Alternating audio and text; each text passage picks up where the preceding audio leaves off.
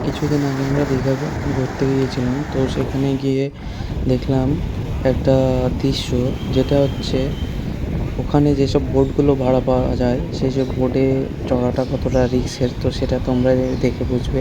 কিছু মানুষের জীবনটা মানে অতটাও সস্তা নয় যেভাবে এরা সস্তা করে দিয়েছিল। তো বোটটা কিছুটা যাওয়ার পরে বোটটা খারাপ হয়ে যায়। খারাপ হয়ে যাওয়ার পরে যে বোটে 7-8 জন মানে প্যাসেঞ্জার ছিল, তাদের মানে জীবনটা একদম সেই যাবো যাবো এরকম একটা অবস্থায়। এই যে ঢেউগুলো দেখতে পাচ্ছ, এরকম ঢেউয়ের মাঝখানে তারা ফেঁসে গিয়েছিল। এবার তারা আসতেও পারছে না। তো তোমরা দেখো বন্ধুরা, সেই দৃশ্যটা তোমাদেরকে দেখাবো লাস্টে। তো দেখার পরে তোমরাই বলবে যে ওই সব বোটগুলোতে চড়া কি আদৌ ঠিক। তো তার আগে বন্ধুরা সমুদ্রের দৃশ্যটা দেখে নাও, কত সুন্দর দৃশ্য আছে এখানে। মানে এটাই বলতে যাচ্ছি যে সমুদ্রের যে ঢেউগুলো আসছে সেগুলো কত সুন্দর লাগছে। এবং আমরা এটা আছি মোহনা বিচে। তো মোহনার বিচে খানিকটা আগিয়ে গিয়েছিলাম, তো ঢেউগুলো দেখার পরে সত্যিই খুব ভালো লাগছিল। তাই অনেকটা এখানে টাইম স্পেন্ড করার পরে চলে আসলাম এই সাইডে। তো আমরা যে দৃশ্যটার কথা বলছিলাম সেটা হচ্ছে ম্যারিন ড্রাইভ বলে যে জায়গাটা আছে সেখানে। তো ওটা তোমরা লাস্টে দেখতে পাবে। তো তার আগে তোমরা এই মোহনা বিচের যে এই সব দৃশ্যগুলো সেগুলো একটু দেখে নাও।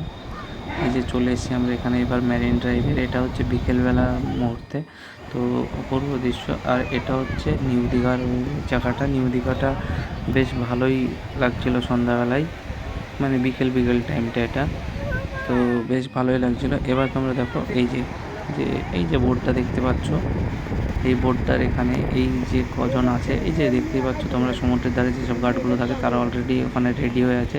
বোর্ডটা কোথায় থেকে কোথায় একদম মানে আটকে গিয়েছিল, আরও অনেকটা ভেতরে ছিল। আমি সম্পূর্ণ ভিডিওটা করতে পারিনি, এটা কাছ থেকে করা হয়েছে তাই। তো এরা সত্যি মানে ভীষণ লাকি। দেখতেই পাচ্ছ কী অবস্থা হলো একটা ঢেউ। তো এটা যদি পাল্টিয়ে যেত তাহলে এদের অবস্থাটা আরও একটু খারাপ হয়ে যেত। তো এরা যাই হোক, অনেক এদের ভাগ্য বলতে পারো, কপাল বলতে পারো, অনেকটাই ভালো। তাই এরা অনেকটা সমুদ্রের ভিতরে গিয়েও মানে এই বোটটা খারাপ হওয়াতে এরা ফিরে এসেছে। তাই বন্ধুরা, তোমরা যদি দীঘাতে গিয়ে এইসব বোটে চড়তে চাও তাহলে অবশ্যই সাবধানতা নিয়ে চড়বে। আমার হিসাবে তো এগুলোতে চাপা তোমাদের ঠিক হবে না, কারণ তোমরা বুঝতেই পারছো এদের জীবনটা কত রিস্কের মধ্যে থেকে বেরিয়ে এসেছে।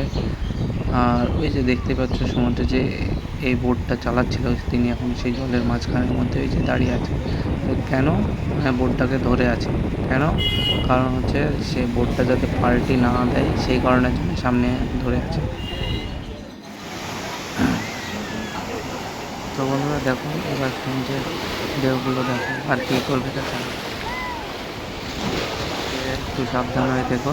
যদি ওবার সমুদ্রের তীরে ঘুরতে যাও তাহলে অবশ্যই সাবধানতা মেনে চলবে।